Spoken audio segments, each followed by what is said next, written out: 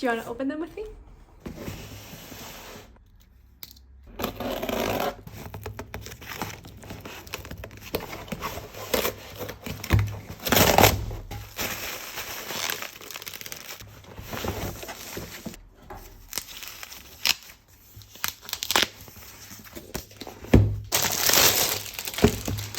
Alright everyone, so these are the coloring books that I got. I have Romantic Country the first tale, Romantic Country the second tale, Romantic Country the third tale. I got these from Japan because I heard they had better paper, and yeah, you can tell that automatically. This is nice thick paper over here. I'm very excited to flip through these in just a moment. But the surprise extra book that I decided to get is this one here, which translates to Coloring Book of Secret Dream Story, Japanese Coloring Book by Yoshimi Sekiguchi.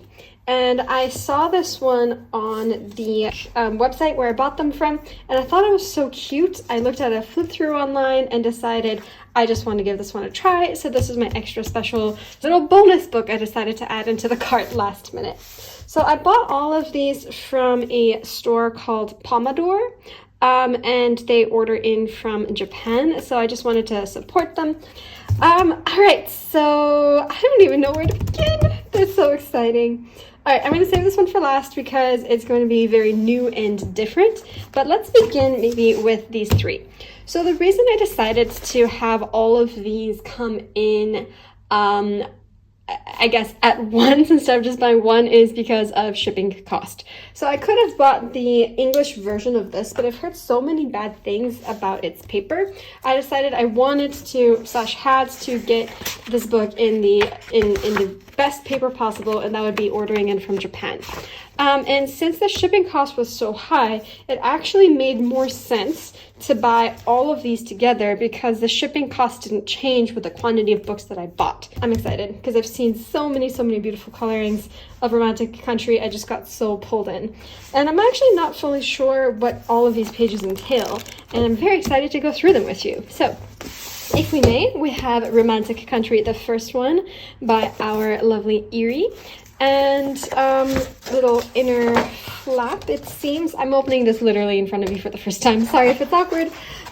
And so the story of the coloring book is that you're entering a fantasy land called Kokot, and it's very fairy tale-like with castles, and I always see a little duck around. So I think that like the duck is one of the main characters that you kind of follow through the book. So you have the pages, which I can't read, except the words Romantic Country and Eriy there. It's probably like dedication or author's note. I'm assuming this is an explanation of the land of Kokot and a map of Kokot with the different towers they have around the place. And it's kind of drawn with this like map-like outline here. So it could be cool trying to do parchment effects with this, maybe using water basing. Because like we said, paper is really thick here. So it should hopefully take water really well. One thing that's interesting I'm noticing is that the ink color is not pure black. It's kind of, it's reddish brownish black. So it's not like pure black, it's a bit browner. I guess that can be kind of nice too to create a bit of a softer effect. All right, so Kokot have names such as Crescent Lake and a castle and a forest and another castle. There seems to be a lot of castles in this neighborhood. And then this is kind of like the map of the southern buildings, it seems. Apparently it was drawn by Ambrose III, whoever that is. And now we're beginning with chapters. So it's kind of cool that they have chapters as well. So if you ever wanted to color this in chronologically, it could be interesting to do so in terms of like following the story. So this one starts, it seems, with like the hill in town overlooking the clock tower with a nice nighttime scene and a beautiful clock tower and just big bright stars that you can maybe use, I guess maybe gouache to color in to make them really shiny and get rid of those dark lines. And then you kind of have a zoom out where you see a bunch of sheep, and then you kind of have a side view of it and like the little bridge. It's almost European looking over this for the tower. I'm guessing this is some kind of a weird old wall. Not sure.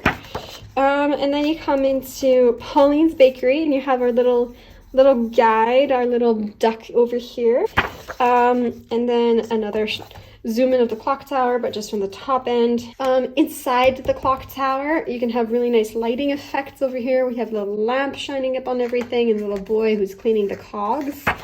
Coming into just like a window scene, you have a beautiful little cat and flowers.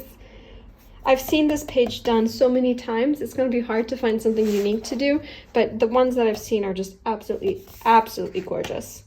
Some different stamps. I've seen this one done as well.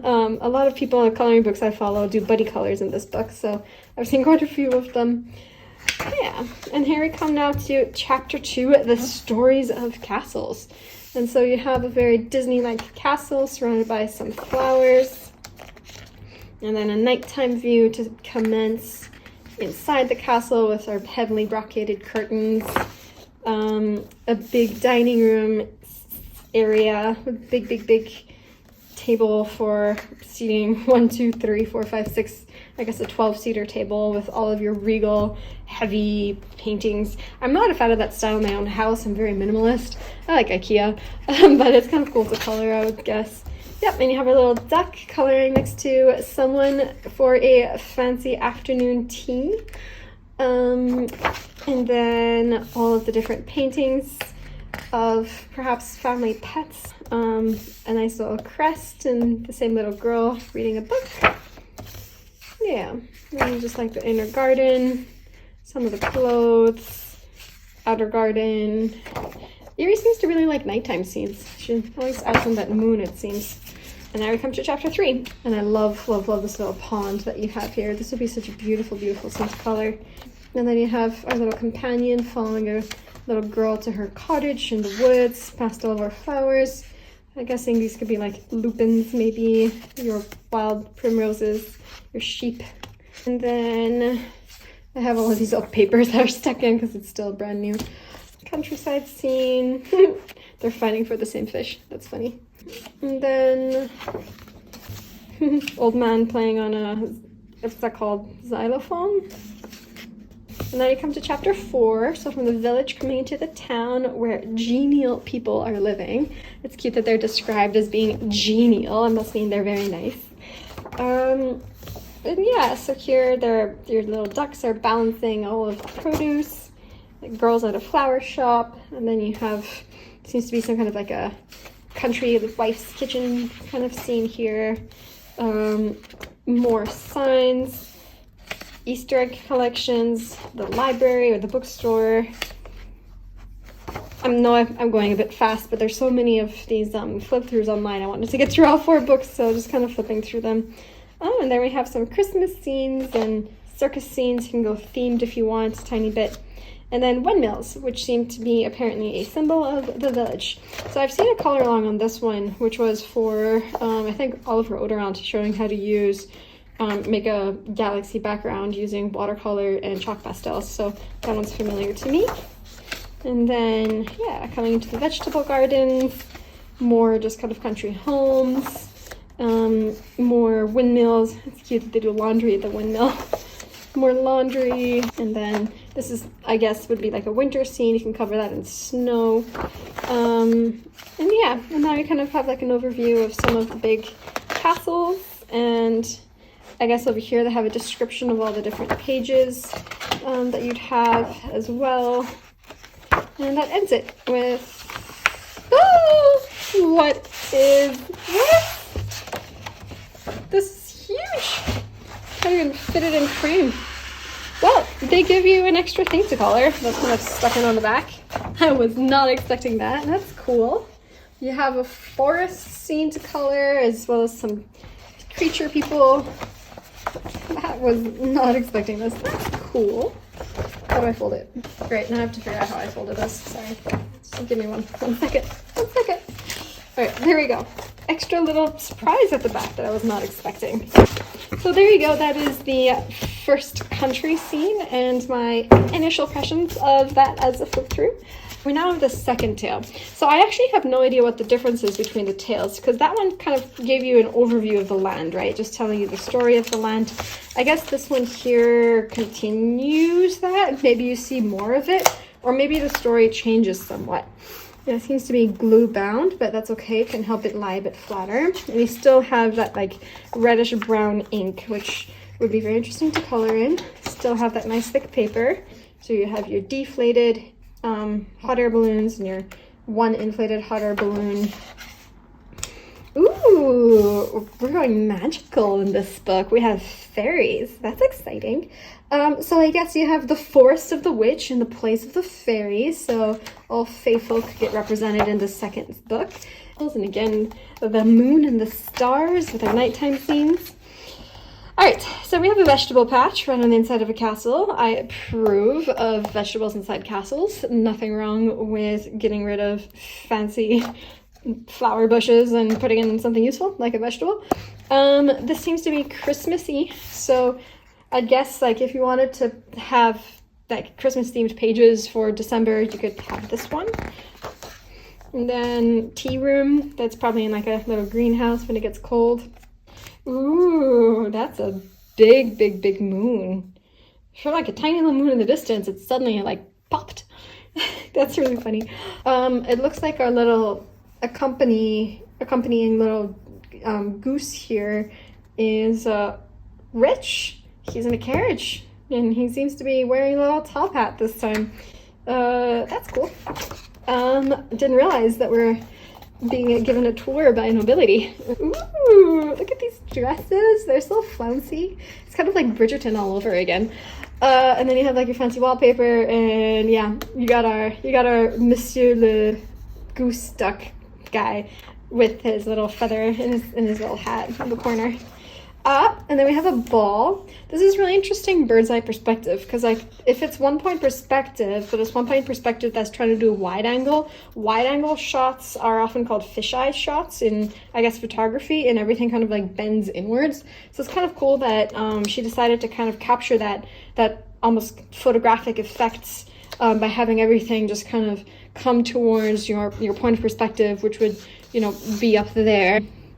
Yeah, that's kind of interesting. I've never seen a double page spread that has that angle. Most of the time, they're still straight. And I noticed, like, for example, with Johanna Basford books, when I try to add something in, like add in a floor, it always gets a bit wonky looking. So when she has her big spreads like that, it's actually technically slightly inaccurate when you think in terms of photography and how our eyes see.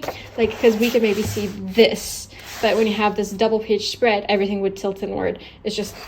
It makes more sense, and it looks really cool as an effect here as well. So I'm very excited to color this one.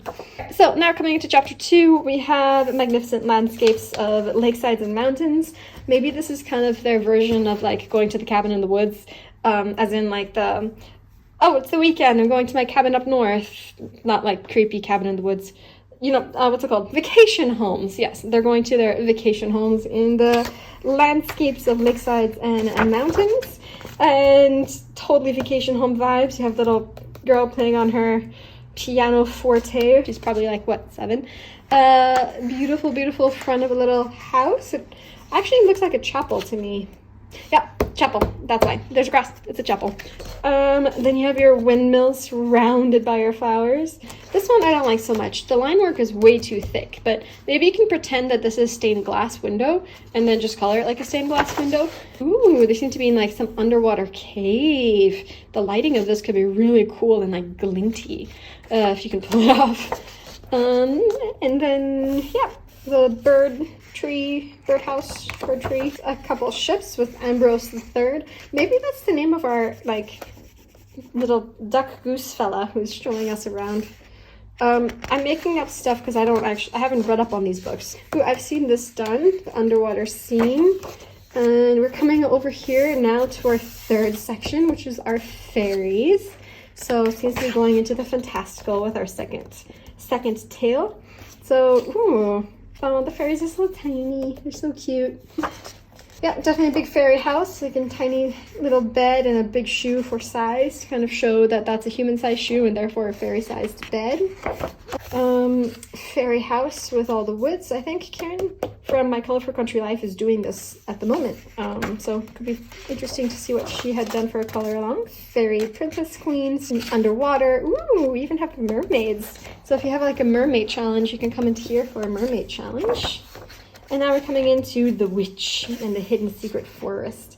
Oh, but the witch looks like a sweet old granny. She's just like, has her little, she's poor, you know, her tablecloth here is all patched up, and everything's kind of wonky. Maybe that's like her ex, you know, her husband. Maybe she's a widow, and she has her little cat companion in like a chipped teacup, and she loves little visitors when they come to visit. And you know, she's good. She has happy birds. You know, evil people don't have happy birds in their house. Or like little, that's cute. Her chair is still growing. There's like a leaf growing out of her chair. That's so cute. More miscellaneous paper. Yeah, scales, maybe for all her like tinctures and potions. Her magic books surrounded by flowers.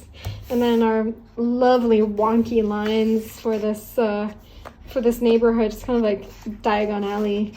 Millennial, you know, we love Harry Potter. We can reference it as often as we can. Oh, this is almost Moroccan, I would say, just with our lamp store and our Easter egg store. It's the second time Easter eggs has featured. And yeah, she seems to be kind of a royal witch, I would assume, because she seems to have like a royaltiness to the way she has her clothes, but still has a witch's hat. So maybe she's like one of the nobility of this town. Next to this rather decrepit house. This is like a nice little Halloween scene. Oh my gosh, they're so cute. You have your little owl. Love owls with this little light. Yeah, that's cute. What I like about these books too is that like if you ever want to have like a Halloween themed page or a mermaid themed page or a Christmas themed page or you know, all of what have you, they seem to have options. And so that's always nice to know for future references of themed month colorings.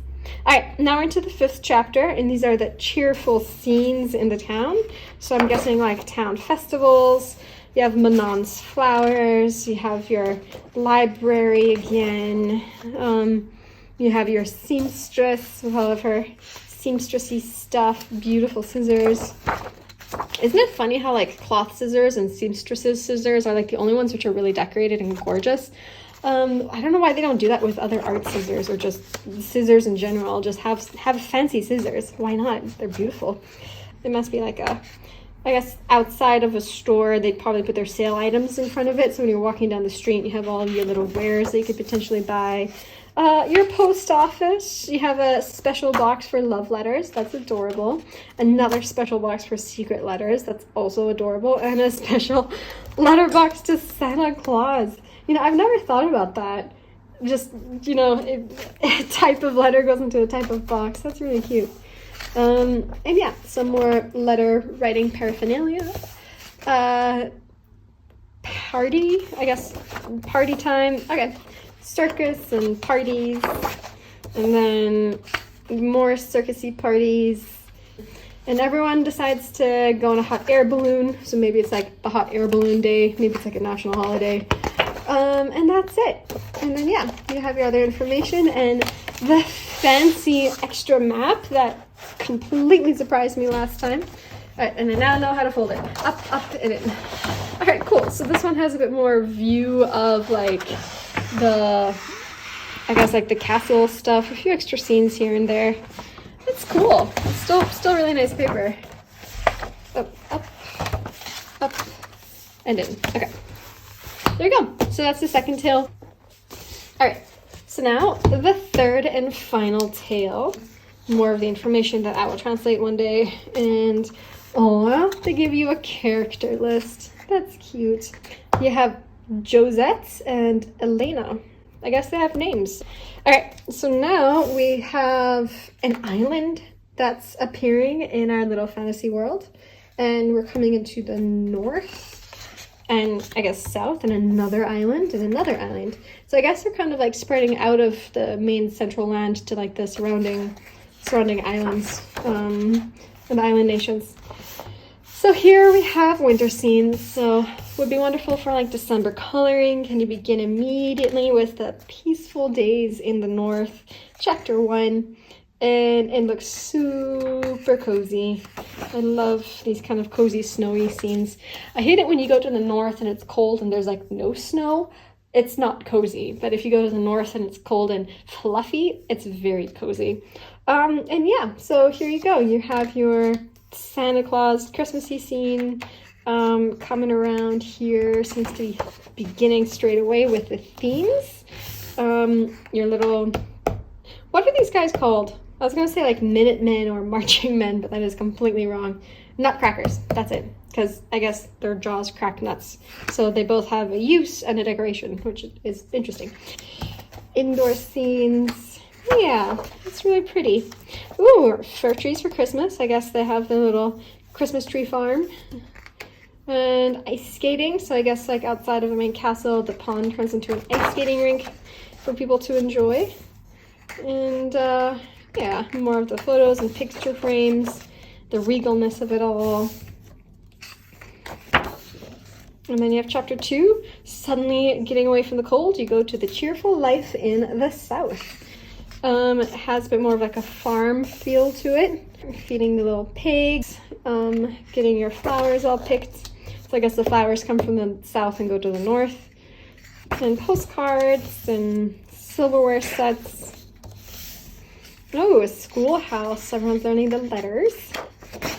I like schoolhouses. You have a painter named Marcus, who is the local painter. And now chapter 3, the islands. I'm excited to see what these islands have in store. So you have Sariska Island. I think I've seen this one done in some really beautiful color palettes. And you begin in the woods. It seems to be like a cold island to the north. You have your babushka-esque character with her little like shawl over her head and shoulders, and her little walker walking to the door, your Christmas cookies. This next one is the Malati Island, and this one is a bit more, I guess, Arab influenced. Again, nighttime, she seems to love her moon. And yeah, and that's, I guess, where you get your Moroccan lamps and your spices. And now you're coming to the Uisi Island. I am not going to pronounce that. It seems to be a fishing village. Lots of canals. Yeah, lots of canals and fishing, and everyone seems to be on water. And now you're coming in for the 4th chapter, which is good time for Elena and Josette. So I guess our little friends here are gonna go have fun. Yeah, they seem to be in a yacht over here, looking at the little ship window. Walking on cocottes, eating ice cream, going to the dentist. I love that. Let's have fun. Let's go to the dentist. It's probably not what it means, but that's what came to my mind. Bringing us to the 5th chapter, the passage of time in the secret forest. So you come back to the secret forest and, oh, it's so magical. This is a very magical scene. You can really play with like the bouquet effect and lots of lights and colors. Then you have the mermaids all chilling, probably next to that fishing island that I can't pronounce. Then you have the witch's cottage, which is now up for sale. Witch has decided to go somewhere else. She's tired of being a witch, so she's off, and that's why her house is for sale. Aww, a little dragon unicorn. That's cute. I've never thought of a dragon unicorn as a creature. There you go. That is the last one of our 3 romantic countries. Except this ending is different. This one, these are like, it's like cardstock. I guess you can make them into postcards. But yeah, it's perforated here. Is it perforated? Nope. But no little pull-out map on this one. Alright, so there you have it for our 3 different tales. Thank you for bearing with me in this like crazy long video. And then the last one that I wanted to look at is this one here, which is the Coloring Book of Secret Dream Story, Japanese coloring book by Yoshimi Sekiguchi. Alright, so let's dive right into this one. It was a cover that attracted me in the first place because it begins with this girl who's like, I don't know, sleepwalking and being led by her little toys on an adventure. And you know, you have her other toys trying to guide her with some light to make sure she's okay. So it all seems to be part of like a dream. The paper is much thinner, like much thinner. It's the first thing I noticed. So this is going to be a bit harder to work with, I think, in terms of using extensive water media. And the lines are thinner and blacker as well, as some differences. But you begin with this cute scene of like this falling star that just like explodes into her bedroom. And when that happens, she's like asleep next to all of her different toys. And you come into episode 1 where something happens in a language that I don't know. And yeah, she seems to be pulled into this forest and is led on this beautiful forest path towards this light here by her little doll buddies. And she's floating in like a little shell, looks like a walnut shell, into this flowery area, and like little forest creatures, more tea sets from that forest creature. But now we come to episode 2, and we seem to switch to a like enchanter who's looking out the window with an enchanting book and all of his enchanting tools, and he seems to be tracking the stars. She's back. And so he's kind of showing her the different planets and the different stars. And we can see all the different constellations that she's looking at and learning about. And coming to episode 3, which is in the stars, because that's Scorpio, I'm guessing. Yeah, so now she's on like a flying Pegasus. I'm guessing she's going into the stars. But who knows? This is funny. This is like, how do you deal with this? You have flying birds, but also a flying fish. And then this is a bird and a fish. So that's going to be like, is this underwater? Is this above water? Is it half? I have no idea how to tackle this page. It's so confusing. I guess that's what happens when you're in a dream world. And then back into some kind of a forest, being led by her little bear towards a castle. The castle is filled with rabbits. That's cute. And all the rabbits are the ones who, I guess, clean the castle, except those seem to be fancier rabbits. So maybe they're just all filled with rabbits in this universe. The line work's interesting because, like, sometimes you have things which are just very simple, right? There's not many shadows lines here, but then suddenly it switches into kind of showing you all the facets of the diamond. So I don't know, that's kind of interesting how it's not consistent in terms of its art style, because some artists have very consistent, this is the only way I'm going to color something, but this one seems to wants to be a bit like cleaner with the line work, but also wants to guide you with some of the more intricacies of the jewelry. Yeah, so different line work, or line work styles, I mean. Then she's walking into a bunch of doors, or floating, it seems. I like coloring in pages that are black like that. And sees a bunch of cute, pretty dresses, and sees the owner of the dresses, and she seems to be holding some kind of like heart star. Maybe it's the fallen star, and maybe like the whole idea is that she has to return the fallen star to the lady. And then we're coming to episode 4. Lady wakes up and has a little halo around her, so maybe she did lose the star, and she seems to be thanking the girl. And we have a bunch of floating clocks. Moving into more of the parade, everyone's happy. I guess she got her star back. And now she's like, thanks for returning my star. I'm guessing that's what the story is. And then she says, you're welcome, and goes back to the portal and wakes up the next morning in her bed, looking out the window, wondering, was this all a dream? Yeah, so there you go. So, ooh. Oh, they give you coloring ideas. I love it when they do that, because then, like, if you don't know what to do, you can get some inspiration. They seem to be doing a mix of yellow and blue for the skies and the colors. There we go. That's cute. Ooh, I like those color combos. Yeah.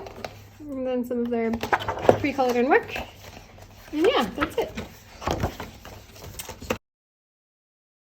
Woo, that was a lot of me talking.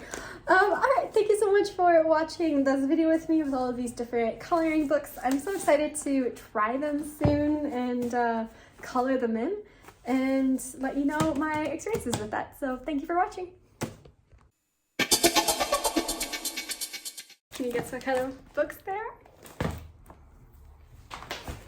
Let's open them. I'm gonna have to move this more of this.